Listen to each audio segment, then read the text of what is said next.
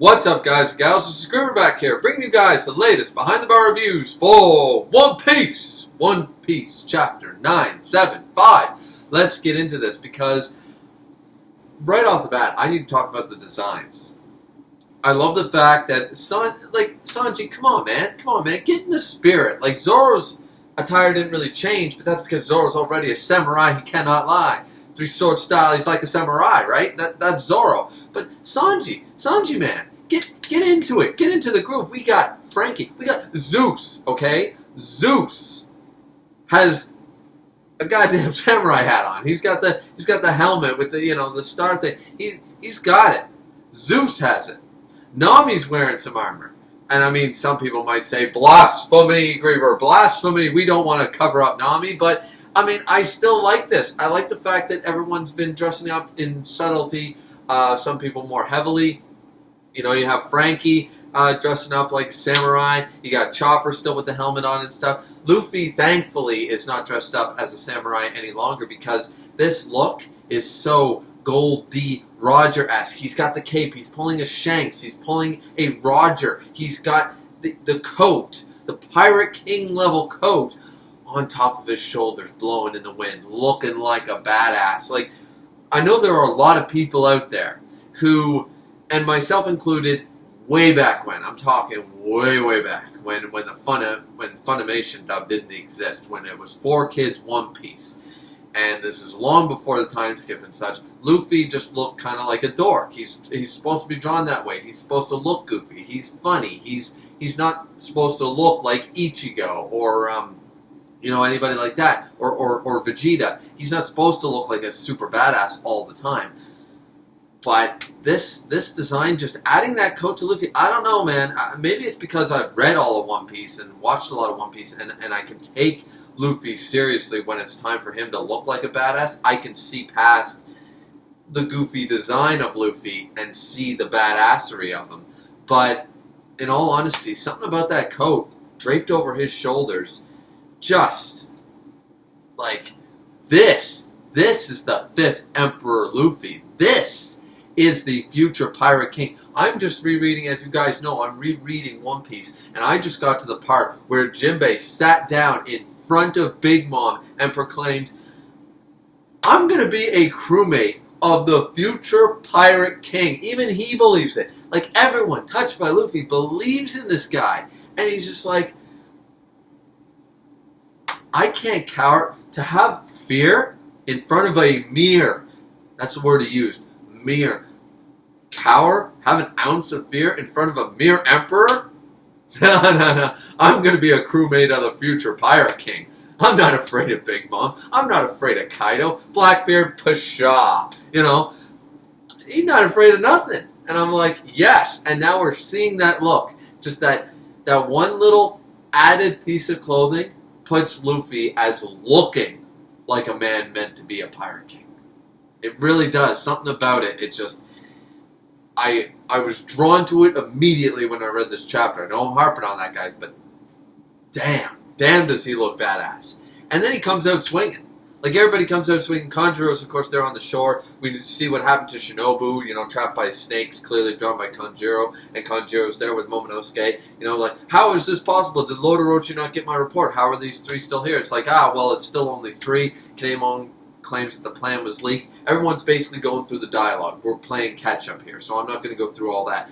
We have the weapons from Ringo, and we have this, and where are those people? Where's the Musketeers? Where's that? Where's the other thing?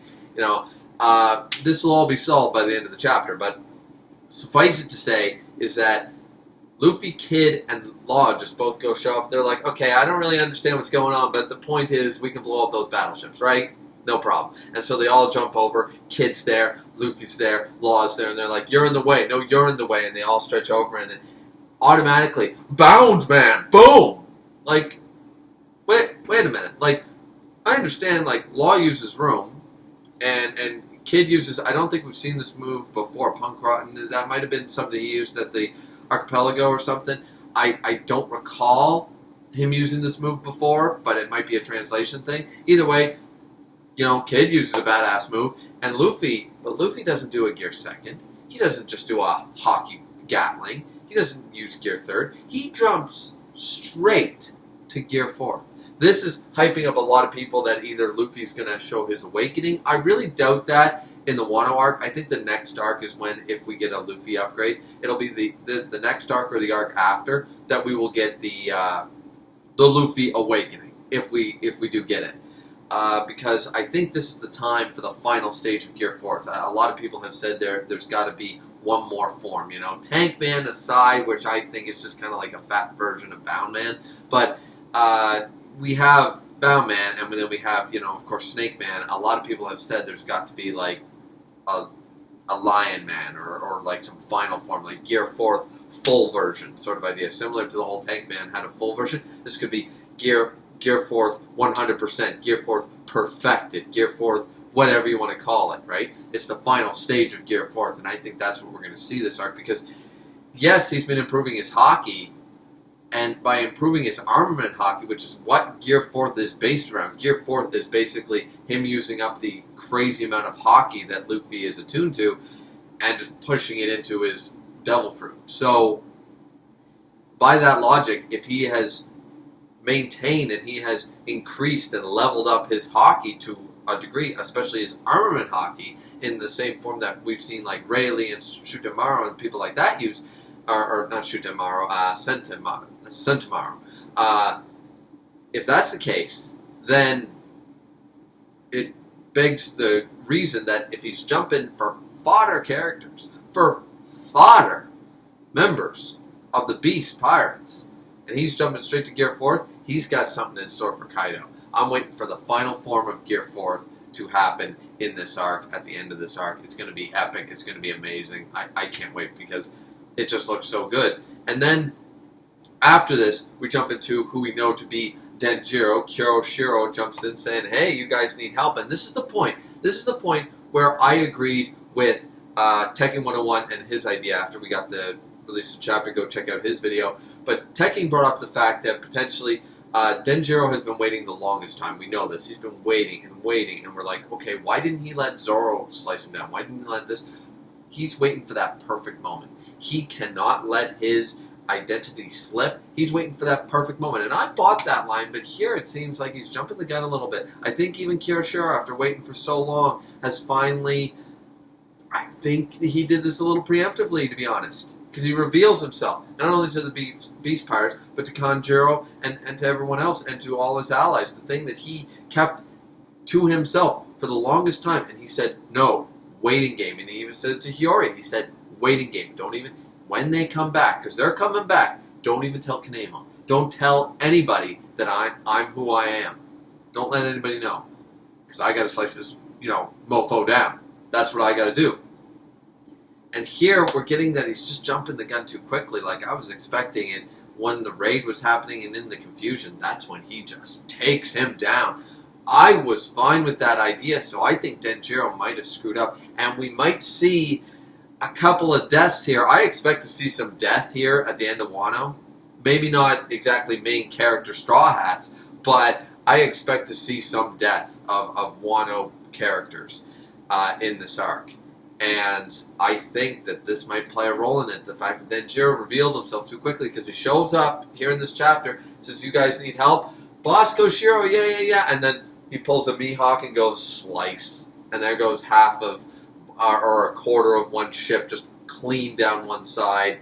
And it's like, wait, what's going on here? And there's this whole thing. So, yeah, this chapter is action-packed. Dialogue-heavy, action-packed. There's so much to go over, but let's just keep moving on. Now, I know I just complained about Denjiro. I know I said that I don't think he should have done this. I think this was a too bold a move, especially for someone being so careful. However, his reasoning is still sound here in the later half of the chapter, because he shows up. He tells everyone, like, my 200 men, I am the napping Kyoshiro. Zoro recognizes him. Shutamaru basically goes, I know who this is. And everyone's like, whoa, who is this fella? Be careful. He's a demon with the blade. And he says, we are at your disposal because I owe the Kozuki clan such a... And this is the best way to do it. To instantly gain Kanemon's trust. Instantly gains it by saying, the Mountain God incident 40 years ago. We both know it. as most people of Odin's Rampage, but we know it was your greed in your younger days, don't we, Keen? And he's like, Keen? There's only one man who could know that. Is that you, Denjiro? And he's like, and he rips off. I thought that this was just like poofed up. Like, I'm not trying to be culturally insensitive, but I've seen some really nice dreads, and the moment you take those dreads out, all of a sudden it's like Afro City. I assume that Denjiro did kind of the same thing here. Like his ponytail, when he flipped it forward, he kind of just, instead of brushing it every day, or maybe he started brushing it or something and it just kind of poofed up. I know that my hair right now kind of greasy, you know, just from working here down in the basement.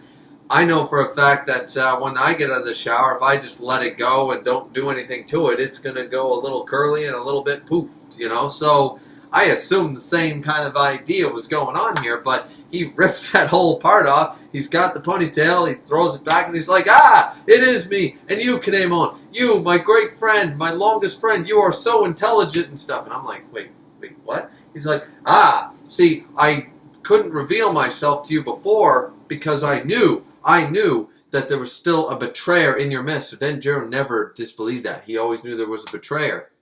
But now he shows up. He clearly saw, we are to assume that he saw Kanjuro on the shoreline, and he knows, okay, the traitor has finally been revealed. Denjiro might not have known it was Kanjuro, but he might have known, he might not have known, but the point is he can summarize by just his eyes what has transpired. He knows what's happened. It's finally time. The only reason he was holding back, so I can kind of go through with this. It's kind of like, all right, he believed that he couldn't have his identity leaked through the betrayer, which would have happened, which is fair. But now, as he puts it, that person has been revealed, we'll cut him down and we'll keep moving on. We're good. The raid to Onigashima is still going on. And I'm like, okay, that's fair. Like Denjiro doesn't want to, a samurai's pride, I suppose. He is not a ninja. He's not an assassin. And there's a certain level of pride to go with him that he's not going to pull a sneak attack pretending to be Orochi's bodyguard. He wants to probably face him face to face and fight him honorably to regain the fact that he's had to do multiple things, I'm sure, in lieu of this day, but probably heinous things that he does not care to remember, all for the sake of protecting his honor at the end of the day. So this is all speculation, but I can kind of see that line. And though whether you agree or disagree, or whether you think that's a foolish line, you know, or not, sometimes pride is and honor matters more than the way you go about something, right? So either way, I agreed with this reasoning. I don't think I'm doing a good job of explaining it. Of course, just go read the chapter. It's explained rather well. And this is where Denjiro simply says, I've also freed a bunch of people from the prison, so now we have 1,200 samurai ready to go. And I'm like, wait, like, I had to reread it, and correct me if I'm wrong, but these are 1,200 other samurai. These are the 1,200 people that were locked up in the flower capital. These are 1,000 people that weren't even accounted for in the 4,200. And according to Denjiro, those 4,200 are fine. They're just late to trick the enemy. So we don't just have 4,000 people anymore. We don't have just 5,000. We have almost 6,000 people ready to fight in Onigashima. Gotta say, this is going really well. From the woes of despair, only a couple of chapters ago, well, discounting the flashback, from the woes of despair up to this point has been such a 180 turn. And I forget where it was mentioned before that Kinemon's not stupid, or he's a bit of a tactician. He was the de facto leader, and we see that here. I believe Denjiro says, as expected of the leader of the 9 red scabbards. I'm like, okay, like that it's kind of a de facto leader, but it was never, I guess it's kind of stated here that Kinemon is the leader, and here he's showing his brains. Because I criticized him.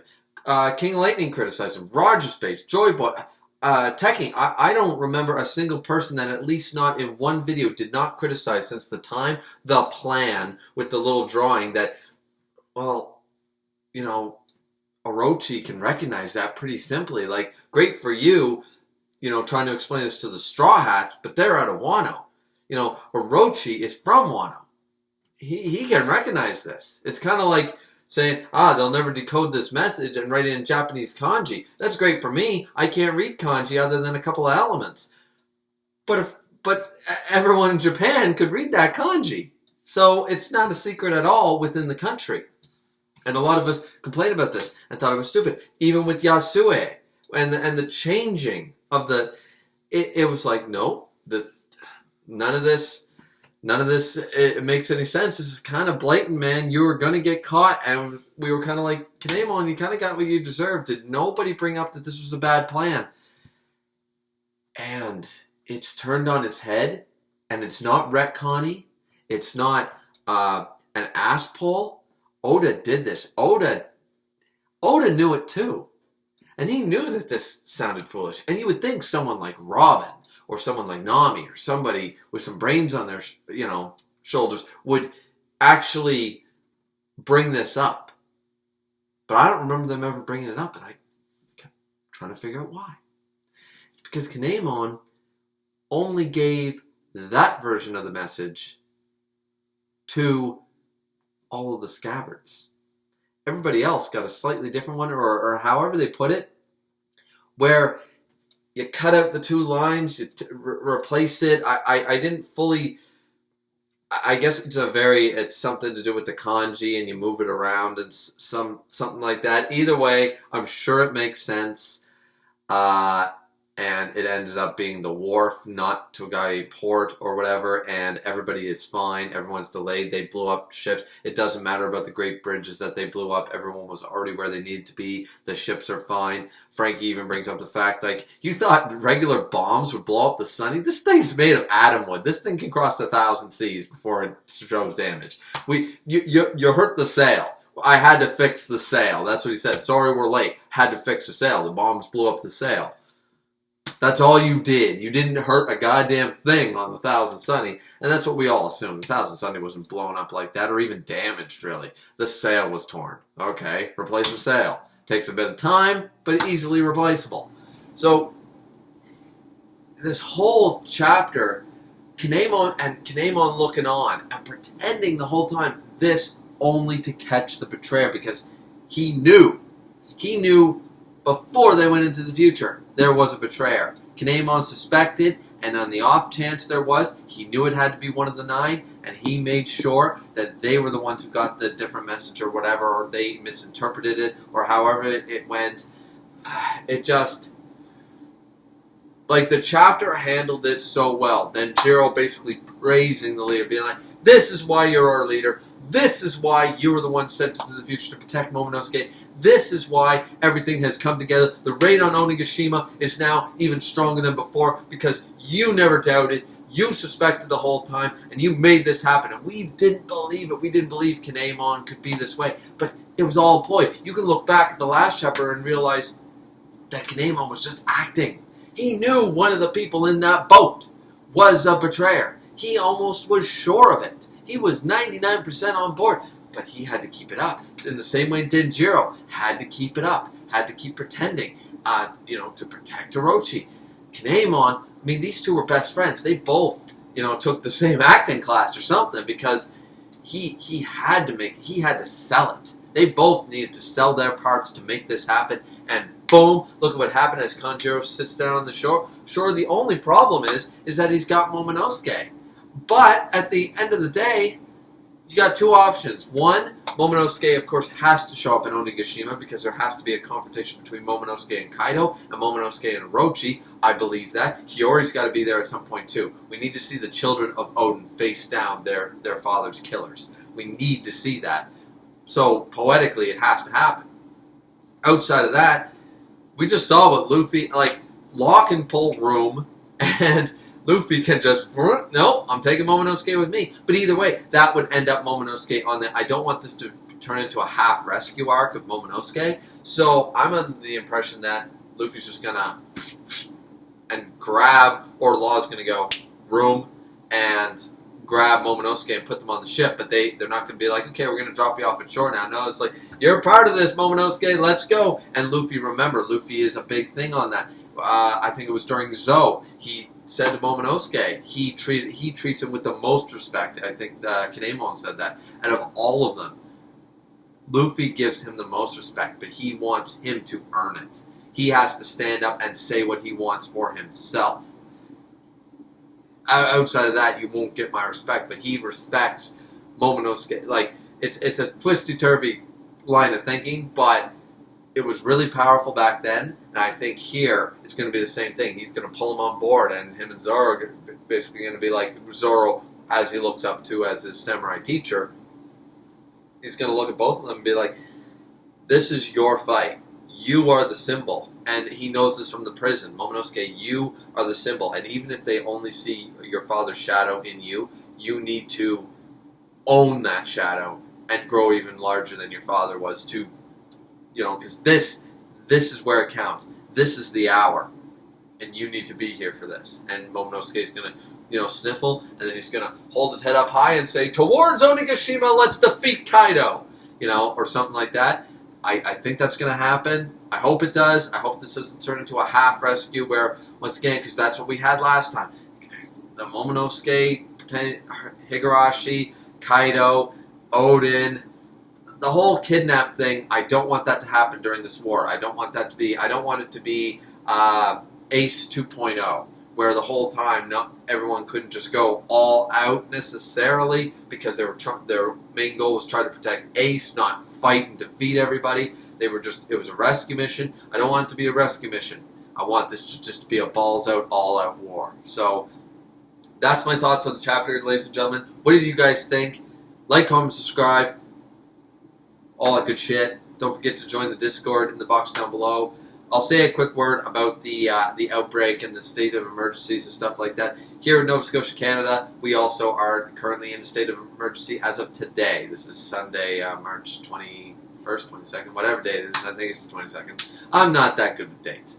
But yeah, so what does that mean for YouTube? Probably nothing. But like my content and such. What does that mean for work and such? That's a whole other thing entirely. Trying to figure it out. But everyone just try to stay safe. The whole reason this state of emergency ended up coming into effect was because people were ignoring the social distancing and all that stuff and self-isolation if they can. People who still make salaries and aren't worried about it are still going out to the beach. And you have, punk people a little younger than me, my age, and even older. You have people still doing drinking parties. Like, coronavirus party. That's not what to do here. And as a result, this is what happened. State of emergency, you will get fined. So, unfortunately, that's the state we're in right now. I just want to tell everybody to stay safe. This is not as dangerous as everybody believes it is. It's certainly serious, and we definitely need to take the necessary precautions. I don't attune to the scare or fear-mongering regarding it, but it is still a virus. It is still dangerous to a lot of people, and just because you might be fine if you get it, it doesn't mean that you couldn't potentially affect somebody who has a poor immune system, of an older age, of pre-existing medical conditions, that it could actually result in their, untimely death and such. So just take the necessary precautions if you can.